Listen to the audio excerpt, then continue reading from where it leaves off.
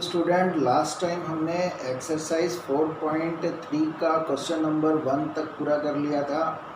आज हम उससे आगे क्वेश्चन नंबर 2 से आगे करने जा रहे हैं। तो क्वेश्चन नंबर 2 ये है कि बिंदु 2,14 से होकर जाने वाली दो रेखाओं के समीकरण लिखिए।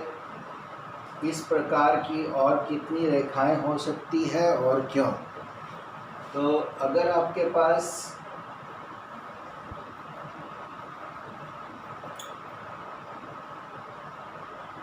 ये 2 पॉइंट है एक्स एक्सिस पर और ये 14 पॉइंट है, तो 2,14 पॉइंट यहाँ पर आएगा। तो यहाँ से होकर जाने वाली हमें दो रेखाओं का समीकरण लिखना है। जैसे कि एक ये रेखा चलेगी रेड वाली और एक ये चलेगी ब्लू वाली, तो दोनों ही 2,14 पॉइंट से जा रही हैं। तो कोई भी दो रेखाओं के हमें समीकरण लिखने हैं और इसके बाद में पूछा गया इस प्रकार की और कितनी रेखाएं हो सकती हैं और क्यों। तो इस प्रकार की आप देख सकते हो कि अगर मैं यहाँ से और भी लाइनें खींचना चाहूँ तो मैं कई सारी लाइनें खींच सकता हूँ जो कि इस 2,14 से जा रही हैं। इसका मतलब इस प्रकार की और कितनी रेखाएं हो सकती हैं, तो वह असंख्य रेखाएं हो सकती हैं, अनगिनत हो सकती हैं, जितनी मर्जी खींची जा सकती हैं, जो कि 2,14 से जाए। तो दूसरी बात का तो आंसर ये होगा। अब पहली बात के लिए जो मैंने कहा था कि दो इक्वेशन, एक तो L1 और एक L2, ये दो लाइनें हैं। इन दोनों लाइनों की इक्वेशन लिखनी है मुझे। तो वो कैसे लेनी है, ये जो असंख्य रेखाएं हैं इनमें से कोई सी भी दो रेखाओं का समीकरण हम लिख सकते हैं। तो मैं मान लेता हूँ कि भी माना कि दो रेखाओं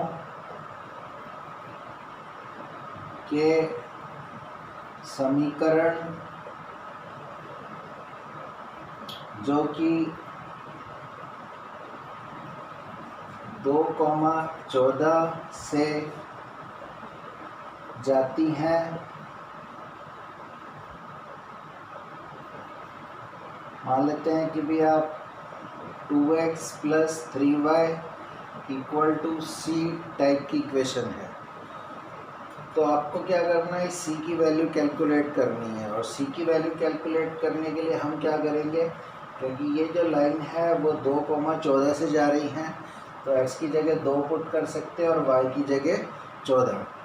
तो इसीलिए देयरफॉर 2 × x, x की जगह 2 और +3 × y, y की जगह 14 = c पुट कर लेते हैं।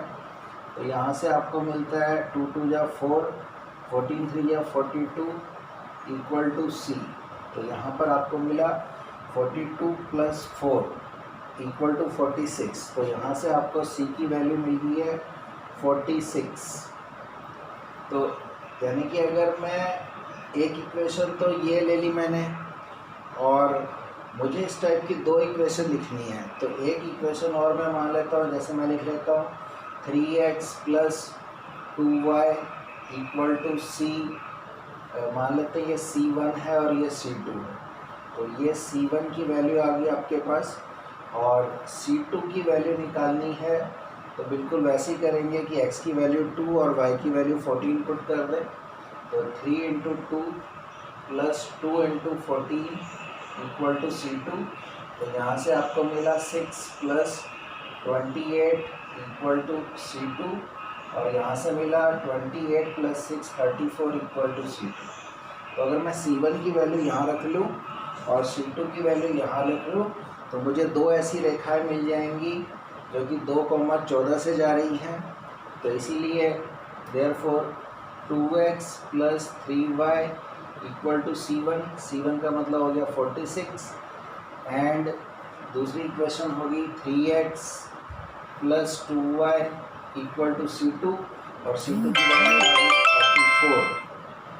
तो रेखाएं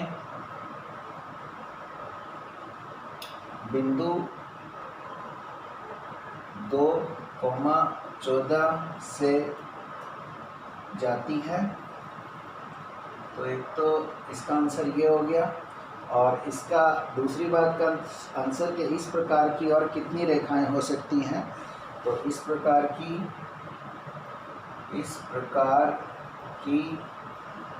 असंख्य रेखाएं हो सकती हैं।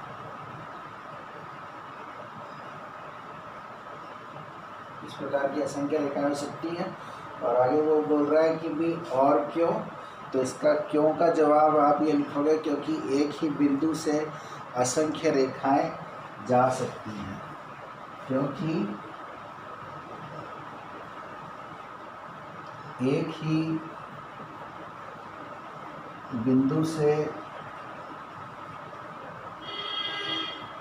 होकर असंख्य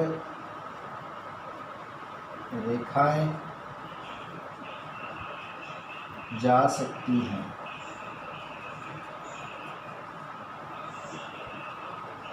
तो उन असंख्य रेखाओं में से 2 रेखाएं हमने लिख दी हैं। तो ऐसी ये असंख्य रेखाएं हो सकती हैं जो कि 2,14 से जा सकती हैं। और उसका कारण क्या हो गया, क्योंकि एक ही बिंदु से हम असंख्य रेखाएं बना सकते हैं। तो असंख्य रेखाएं एक ही बिंदु से होकर जा सकती हैं।